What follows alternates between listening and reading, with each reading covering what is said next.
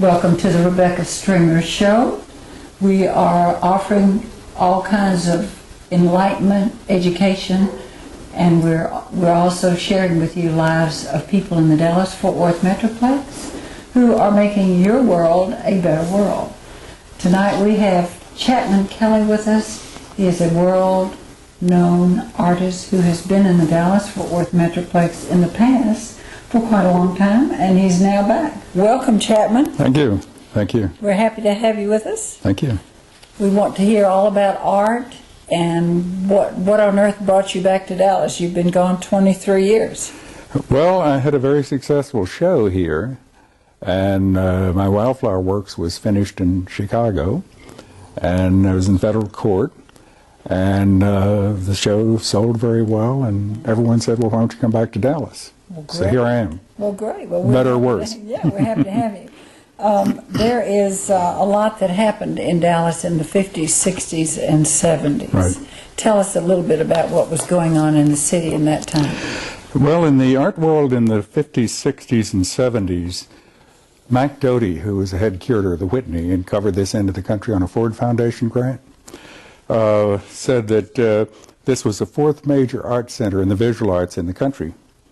And we had a minor renaissance going here because we were growing artists, we were growing collectors, and so on.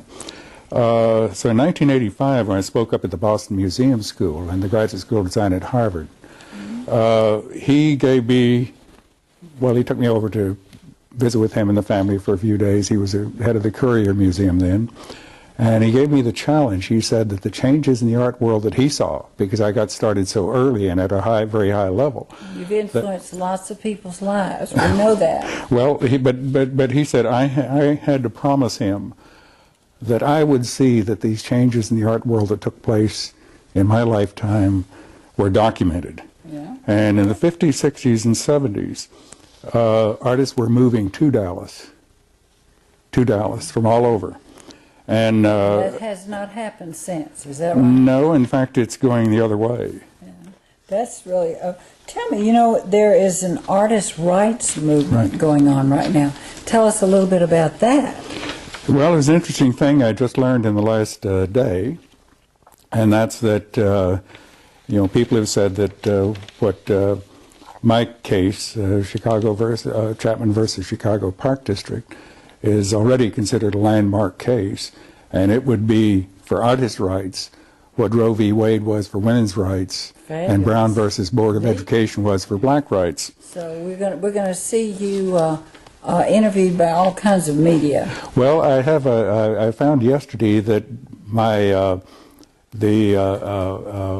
sort of head of the artist rights movement in Europe is Claude Picasso. Now, that any relation to Picasso? The son. Oh, well, that's pretty good company. And I've already instituted some questions.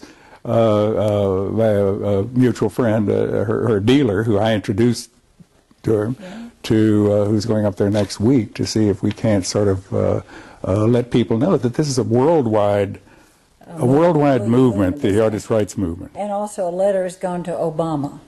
Yes, a group of people involved with all of the arts have sent a letter to Obama and the Vice President, and they're saying that there are over 11 million people make a living in the various arts in this country. It's a huge multi-billion-dollar business, and that in some way or another we're each involved with copyright laws, and encouraging them to acknowledge this and to make sure that the copyright laws properly protect the artist's rights. Now, Chapman and I have had many conversations about art and what an artist truly is, and one thing that you said that I thought was wonderful was that every painting is a gift. And what we've got in other fields, such as music, we've got a team in place to judge music. And we are not getting that in the art world now. We do not have the jury that's out there, the judge and jury, to judge, you know, the artists, or to protect them. Well, this is what happens with, you know, just in fairly recent years. because we emerged at the same time, and I spent an evening with Van Cliburn's mother. And now the Cliburn piano competitions, Oh, yeah. in other words, he's giving back to the next generation what he got when he won the Tchaikovsky Award. Well, you know, Texas just has so much.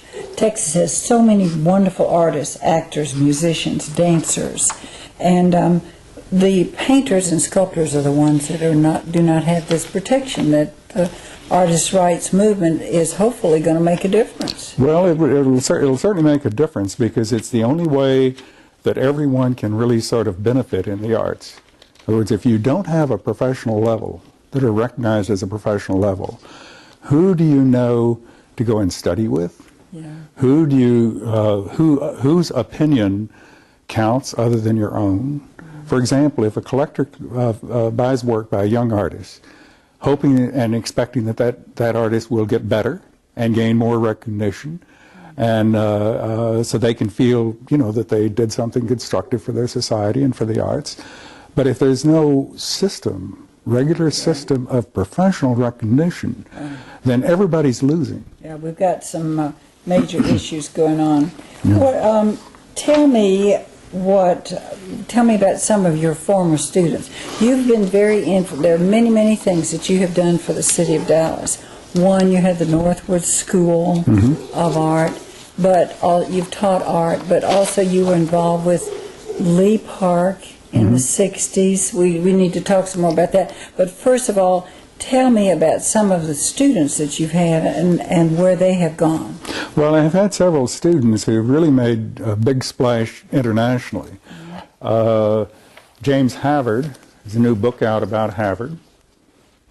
All right. There's a new book out about Tom Palmore. All right. Havard has been in all sorts of important collections. He's in the Guggenheim in New York and the Metropolitan Museum, the Pennsylvania Academy of Fine Arts Museum. Well, I want to hear some more about these two artists, and what we might do is even take a look at the books that we have here. Yeah.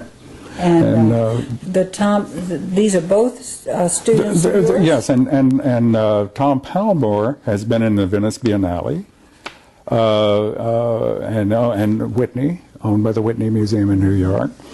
Bob Yarber has been, who teaches at Penn State, has been in the Venice Biennale also, and is owned by the Boston Museum. And Noel Mahaffey is really the most renowned Texas artist since Robert Rauschenberg, I think. We need to hear some more about these artists.